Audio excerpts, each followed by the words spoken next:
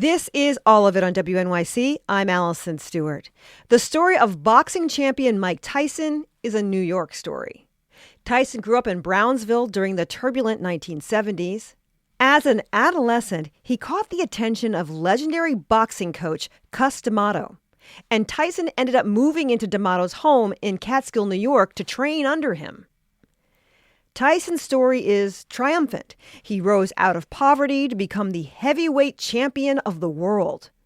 But Tyson's life is also complicated. He was a troubled kid, and as an adult, he could be sweet, but he could also turn violent. Tyson was convicted of rape in 1992 and has been accused of domestic abuse. Sports writer Mark Kriegel has spent years covering Mike Tyson's career. He captured the boxer's early years in a biography called Baddest Man, The Making of Mike Tyson. Kriegel told me what his opinion of Mike Tyson was before he started writing. Well, he was a large part of my tabloid education.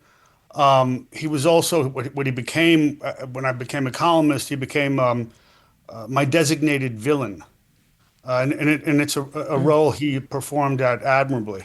I don't know. I might have been less admirable, but he certainly fit the bill. You know? And I mean, I found myself drawn back to Tyson again and again and again because I had the misfortune of covering boxing, or a fascination with boxing and writers and fighters. So he provided a great deal. I will say that this particular book, as it began, I was more than a little reluctant to do. What changed after the time you spend on a biography?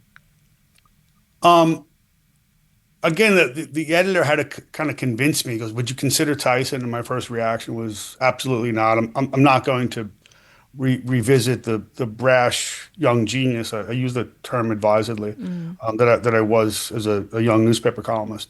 I didn't want to really see my own excesses or have to answer to them. And I guess everyone has his or her own process, but at some level, I have to fall in love with the subject. Not to be uncritical, but Tyson was someone I certainly did not love. I spent most of the 90s villainizing him. But you get older, you get beaten down a bit and humbled. And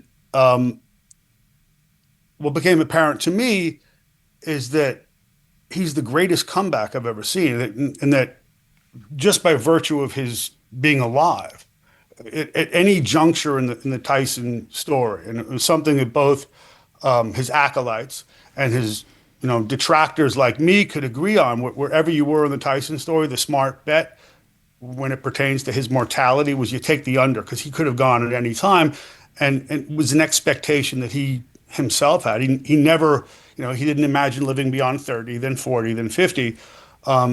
The idea that he's in this very peculiar place in American culture now where he's, of all things, beloved, I'm not entirely sure I can explain it, but it's an extraordinary comeback. And even if you look at, as I do habitually, at the lives of fighters, it's the third act where the tragedy typically strikes, in both make-believe fighters and real-life fighters. They're compromised, neurologically, physically. They're broke. They're busted out. It's sort of the basis for boxing mythology. And Tyson, of all things, is thriving. And the book begins with a scene watching him in Orange County, California, of all places, watching him watch his daughter Play tennis. And it's what I think about is that he went beyond my capacity to imagine, which to me was profound. And I did find something, if not to love, then certainly to admire by what he had withstood. You had perspective. It sounds like you grew to have a wider perspective. Look, he outlasted boxing, which is a considerable accomplishment in itself. Bankruptcy, Don King, booze, cocaine, incarceration, both as a juvenile and an adult. Again, I said boxing, but his mother was really a destroyed, impaired figure Hmm. from the beginning. His dad was absent. You spoke before about Brownsville, and I'd done a lot of reporting in Brownsville, Brooklyn. Mostly covering cops and drug dealers, and it was a mythical place to me because it's really the original home of Murder Incorporated. And when I began covering Brownsville as essentially a police reporter, late '80s, the same streets had produced yet another Murder Incorporated, and that's what Tyson came out of. The big crack dealers and all those stick-up kids were his contemporaries. Yeah, well, Uh, somebody in the book as a says that child. Mike's family was the streets. Yeah, and this was a guy who was himself a famous ball player and a recovering drug addict. He goes, "Hey, man, I had it lucky. I had all my drunk uncles. I had my grandma, and Mike's family was the street." And when I look back at Brownsville, it's past in the 20s or in the 30s may seem romantic, but what it had become by the 70s, it was, just block after block of rubble-strewn lots. And then in the middle of it, some genius urban planner said, let's stick the greatest concentration of housing projects outside the Soviet Union, right in the middle of Brownsville. So what it really was to me in rediscovering the neighborhood, ghetto seems insufficient. It's a full-on dystopia. There's a list of people that you interview in the back of the book. And there are some women, like Rosie Perez is interviewed, but it's largely men. Now, is that a boxing thing or is that a Mike Tyson thing? Um, I thought that almost as a rule, the women I spoke to, kid from high school, Rosie, uh, a woman, female boxer, really early boxer, became a trainer. Their take on Tyson was almost invariably more perceptive than the guys. But you're dealing with, especially at that time, a largely male universe. The cast of characters is male, and I think that um, because there were very few female voices heard from, and Tyson's, I'm not trying to sound like Freud here, but Tyson's central conflict has to do with his mom. Um, it's a problem in the book. It's a problem with, I don't know if it's a problem in the book because it is what it is. It is what it It's a is. problem for Tyson. Yeah. And that, this book ends in 1988 before the rape trial. But you can see where things are headed. Um, but there he hears almost exclusively male voices, and they're always giving him permission.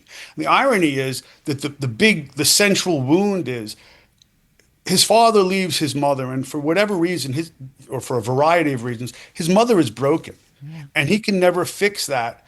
And by the time it's clear he's going to become Mike Tyson, the famous boxer, there's nothing he can give to her that's going to change the course, or nothing he can give to her that will get her recognition. So it's this hole he can never fill. He was a real celebrity. Yes. I remember growing up, he was a huge celebrity. And that was a little bit different. Yeah. I mean, it was different in that I don't remember. I was born in New York. I know the history of New York fighters. There was nothing like this, and there were so many permutations to it. I didn't want to write. This did not start as a biography. I wanted to write a slim, elegant essay, which apparently is beyond my ability.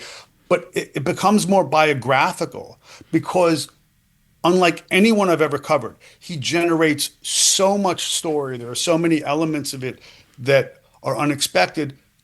Like for instance, the Rosie piece, where much to his detriment, the one word he never hears is no. Except in these peculiar times, he hits on Rosie, and Rosie just shuts him down, and she kind of smushes his face. It's kind of it's a cute scene, and Rosie is written, I think, pretty well of her own childhood. And I said, Rosie, everyone else was scared to death of him. How do she just shut him down. I can't say it on the air, but it's kind of cute. But I said, how did you know? And she says to me, the phrase, and it's a phrase in sports, game knows game. Game It's knows a game. cliche. But then she says to me, well, abuse and dysfunction knows abuse and dysfunction. Ooh, And at some level, yeah. she knew who he was at that core, because of her history. It's like, she spocked it out immediately. And I thought that, again, this was consistent but unique to most of the women I interviewed. They had a quicker and deeper insight into Tyson than the guys who were carried away by all the usual like knockout stuff. Well, what did you make of his marriage to Robin Givens then? To me, as I remember it, and as I have reported it, I started at the Daily News in 1988, and my first Tyson assignment was I get woken up in the middle of the night. The editor says, "Go up to Harlem. He just got into a fight with this guy named Mitch Green." And where? Dapper Dan's. I'm like, "Is Dapper Dan's?" No, it's a clothing store. Just get up Good. there, go, okay? And it was a great story, a great front page story. It was kind of funny. He punched Mitch Green. Mitch Green performed for the cameras. When I look back on that, it was a guy coming apart, who certainly didn't have the capacity to deal with this type of fame. And when he really started to come apart was with his marriage. It's interesting to think that today, where there seems to be no stigma to anything, his then manager wanted him to be married immediately because they thought that he was having a child out of wedlock. Now, and Mike was first marketed as a kind of retro figure, and certainly not a villain. He was a hero. He was going to be this generation's Jack Dempsey. He was the fighter your father and your grandfather had rooted for, and it was something that harkened back to when America was more innocent or more virtuous or whatever it was. But that was the sell with Tyson. So they were loath to have him. Robin's mother told Jimmy Jacobs, Tyson's manager, she was pregnant. So you better get on the stick. There's great evidence to the contrary, but Tyson was certainly in love with her. There was something about her that, I don't know, it seemed unattainable. But what I submit is that Robin and her mother, who was really an extraordinarily formidable woman, for a black woman to succeed as she did in business in the 60s and 70s and 80s was extraordinary. She did it with no one doing her any favors, but she was driven, and she was also driven for her daughters to marry well.